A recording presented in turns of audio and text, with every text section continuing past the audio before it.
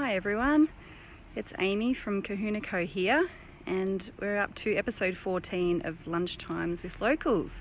So this is an series that we've been doing obviously for 14 weeks, where at 1 o'clock every Friday we go around and talk to locals from small businesses, have a chat or talk about any issues that are going on at the moment.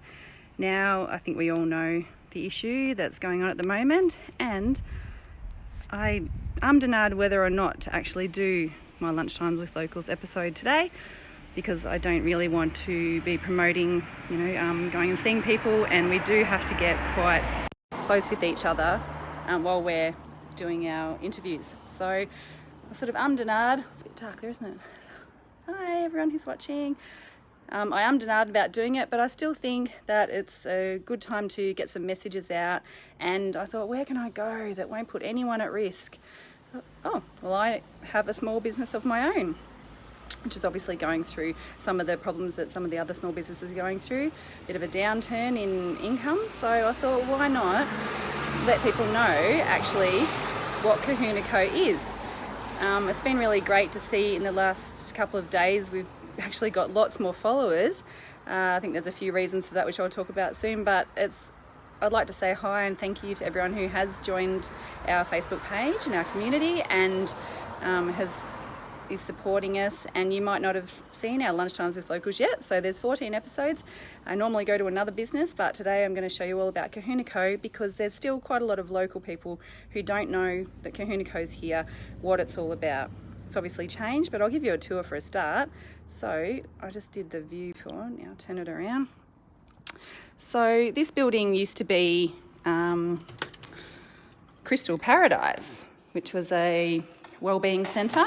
It was quite vacant for quite a while, and then we decided to buy it and turn it into what was meant to be a co-working space, which is quite a new idea, becoming very popular all over the world, but obviously not one in Cohuna. And what a co-working space is, it just provides flexible options for people who need a different type of working arrangement. They might just want an office and not have to actually hire a building and fit it out and be committed to a 12-month lease. They might only need to do outreach services and come to Cohuna not very often, so they don't want to hire something permanently for that reason. So they can come here and hire our offices, or we've got these great rooms that can all be hired for lots of different things. This is a really big room. We've got it's a bit echoey. It's not echoey when people are in here, believe me. So we've got portable, everything's portable, everything can be taken into the other rooms. In the cupboards down there, we've got plenty of tables and chairs and stuff all stacked in there. And we've had up to 30 people in this room for sessions and stuff. And yeah, it works out quite well for lots of things. And the first room that I walked through, we call that the welcome room, and that's been used for meetings. Students come, they can sit on the desks out there. We've also got 4 offices, so each one of them, they're really big, and each one of them, we move the furniture around constantly depending on who's using it. Each one locks, they have their own little bench, their own little sink and everything. They've all got a reverse cycle air conditioner, so they're all quite similar there. But you can see the potential that this building has for, we've got the psychologists that come from Board, A Life Simply Lived Psychology. They're amazing girls, and they come 5 times a month. They're not coming at the moment, obviously, but this is one of the main rooms that they use, and it's all sort of decked out nicely. But we move stuff around, change it up a little bit all the time, and we can bring in furniture or equipment or anything that you need if you wanted to hire the offices. Got full disabled access with a big bathroom there, and then this is the biggest office down the back. It's just a little bit bigger with a sink and everything too. So we've got full kitchen facilities. So what's happened, a lot of big businesses around here hire us for their quarterly sales meetings, and then they'll get catering in from the tavern or from 3J's. For waffles or colours and cones, all the great places that you can eat around here.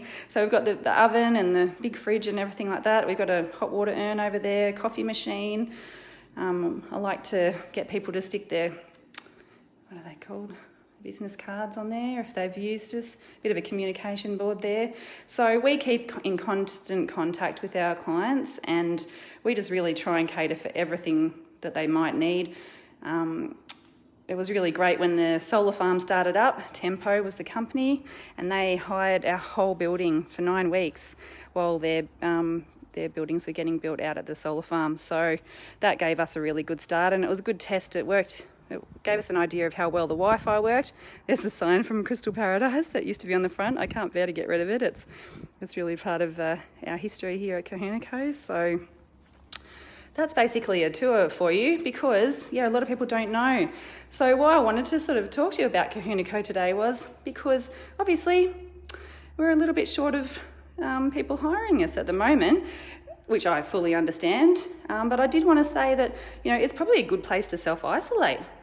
It's a really good place to come here and to, you don't have to be near someone. You can lock yourself in one of the offices.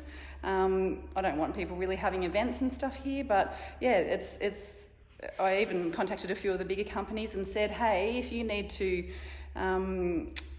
separate your staff and you don't have enough offices and some of them can't work from home, then they can come and they can sit in our offices here and hire it, or even just they can hire the whole building.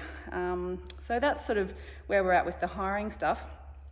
And that's been going really well. Obviously, this is a bit of a change, but we just have to do a word that comes up that's been coming up in my feed and all the things that I watch and listen to. It's called pivot. So we thought we were on one way and we're going really well with that, and that was great. But now we have to pivot and we have to change, and that was the door. And we have to work out different ways of bringing in income just to cover our expenses. So Shannon and I are very grateful to have other permanent jobs. So we just really want to cover our expenses of our loan and our utilities and stuff. So, but we also want to still provide the great service. And that was the whole reason behind making CohunaCo, so that we can help the community, people who are actually needing this. So the second layer to CohunaCo is like the services that we offer. So we can actually help people get online, review their business activities, just really basic things like that. And I think that's actually probably where we need to go at the moment, because we just want to help people. We're not experts in anything, but we're both teachers and we're really good at teaching stuff to people. We both have a pretty good handle on Facebook and a lot of the other social media things. So if you need any help with anything like that, and sometimes it's just someone to bounce ideas off or have a bit of a vent to, or you think, how can I pivot? I'm just so frozen at the moment with worry about my cash flow and what's happening with my business and what's going to happen in the future. I totally get that, but it's sometimes nice just to have a friendly person to sit down with, or do it online, or even chat over the phone to work out how can you actually pivot. So if anyone wants to get in touch and have a chat with us about that, we've got our group CohunaCo Collective, which is a paid membership, and we've got about 25 members in there, and we've got our own little private Facebook group. We've been supporting each other, posting things in there pretty much daily to support each other. If anyone hears of any grants or any help, our IT guy Dan from Stubberfield IT, he's been posting in there constantly about all the updates about working from home and how it can work with your IT system. So that's been a really good part of CohunaCo, is that network that people have joined, and we've all been really helping each other. But I also send out an email to nearly 200 people every fortnight, and that's usually full of hints and tips and links and things like that to help people. So make sure you subscribe to that. It's free, and I just only send it out once a fortnight, so it's not like it's going to clog up your inbox or anything. So I usually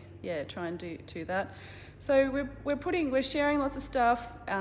Make sure you stick on with our Facebook posts and engage so that they keep coming up in your feed. Because anytime I find out something or learn something new or think, that could help someone, then we usually post it on there. So I've been doing lots of webinars, listening to lots of podcasts. That's what everyone can do at this time, especially if you're not busy. Just get into those things that you never really had time for, and I think that hopefully we'll all come out of this in the end.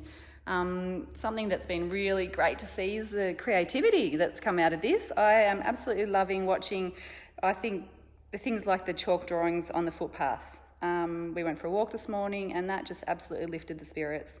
It's been great to see the Cohuna Show committee. Oh, I'm so proud of them. They've decided to have a virtual show. If we couldn't have the show because it got cancelled last week, we're going to have a virtual show. So make sure you get onto their Facebook page, follow along, and they're going to have challenges every couple of days. I don't really understand how it's going to work, but it's going to be great. And instead of entering your cakes and photos in the pavilion, then you can enter them on Facebook. If you need help with that, let me know, or get a teenager to help you, or someone who knows what they're doing. And I just think it's going to be really fantastic. So the creativity that's come out of this, and people are having to get creative with their businesses as well.